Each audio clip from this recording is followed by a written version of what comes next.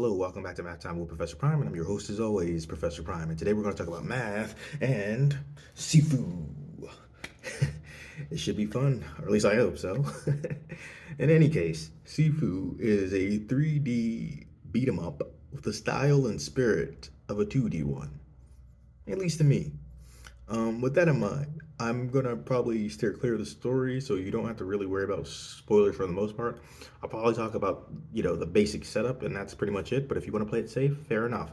With that in mind, I'm gonna go forward. Here we go. So with Sifu, it is like I said, a beat 'em up, right? And there is a lot of math involved in that. So one, there is the combos that you will be unleashing. There's math in the combos, the amount of combos that you can get, the combos themselves, and the timing with said combos, right? So there's like math across the board, and it's like not just you issuing out these combos, right? You're dealing with opponents that will attack you on their own accord, right? And you'll have to block, evade, parry, and there's math in all of that, and the timing, and watching what your opponent does. The environment is also interactive, and so if you're at the right moment, you can come across certain items, press the right button, and use them to mess with your opponents, or just to your advantage in general. And there's math in all of that, right? There's math in this back and forth in the system. There's math in how many opponents there are on screen. There's math in your health. There's math in their health. And one of the big part of the game is like a structure. Like if you guard too much, that will start to sink, and your opponent will be able to dish out more damage towards you. So there's math in having the structure gauge, but your opponents also have that too, and there's math in that. And one of the big components of Sifu that makes it stand out, in addition to the really stylish action you see, is the way that you die in that game, the way that that's handled. So when you die in that game, you don't automatically go to a continue screen or something like that. You get to continue, but there's a catch. So as you die, you get older. So it starts off small, but then it starts to add up. All right, so like you start at age 20 with your main character, and if you die once, you age up 1 year to 21. If you die again, 2 years will be added to that death counter. So you're 23. Die again, 4 years, so 27, and then so on and so forth, until you max out at 70. And then if you die when you're 70, you die, and you have to restart things. You have to restart like the whole entire level. If you is you're dying and that death counter is being added to, you will revive in the same spot that you died at.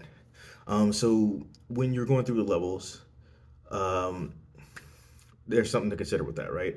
Um, oh, sorry. I think I said something wrong in there. I'm not sure, so I'll just be extra safe. So when you reach 70, you die and you have to start over, but that's not too bad because you get to keep some of the power ups you get along the way.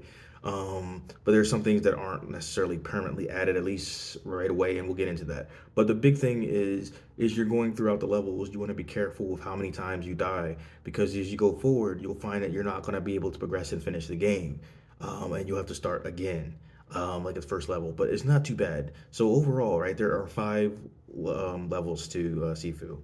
Oh, five outside of the intro. Sorry, five outside of the introduction. But in any case, death and aging is an important factor in the game, and you got to be careful of what you're doing, and see if you want to progress or start the level over. So maybe you can keep good track of things. In any case, there's some strategy in it, and there's math in that. And also, as you go on throughout the game, you're building up your score, you're building up your experience points, and you can use your experience points to buy different attacks, add to your combos, which will make you more efficient in battle if you're handling everything correctly. And there's math in that, right? There's math in building up those experience points so that you get from beating up your opponents and keeping those combos high. among other things. And then in return, you're building up those experiences. Those experience points, and you're spending that. And you can also spend bits of the score for different effects, like refilling. I think your structure, your health, and stuff like that. And then there's some things that are like tied to your age. So like if you reach a certain threshold, you won't be able to do them anymore. And there are things like the durability of your weapon, which is something that's inherently mathematical. You can do things to increase that. There's a lot of options, and it encourages replays, and I think that's pretty cool.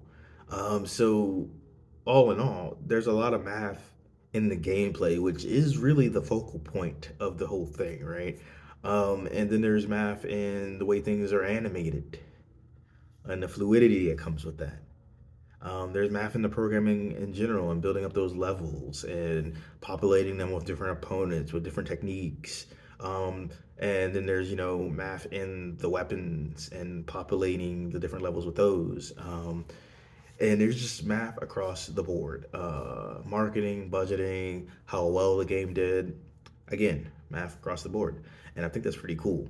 And so with Sifu overall, it's a pretty fun experience. And I think not only is there math in you, the player, playing the game, doing the combos, being careful about the death and aging loop. But there's also math in you deciding to buy this game and what you want to do with it. Because with Sifu, right, it's a fairly short game. You can beat it pretty quickly. Well, if you're doing it really well, or maybe playing on lower difficulty settings, because it can be tough. But still, overall, it's a pretty quick experience. So you got to decide if it's worth it or not. Like for me, I think it was worth it for the price I paid for it. I put it on sale, and it was like around $20 or so. Now I'm not sure what it was when it came out, but if it was 60, and I knew what I knew, or sorry, I knew what I know now, then I probably would have been more hesitant. The game is still very high quality, but like I probably wouldn't have paid like $60 for it if it was ever that price.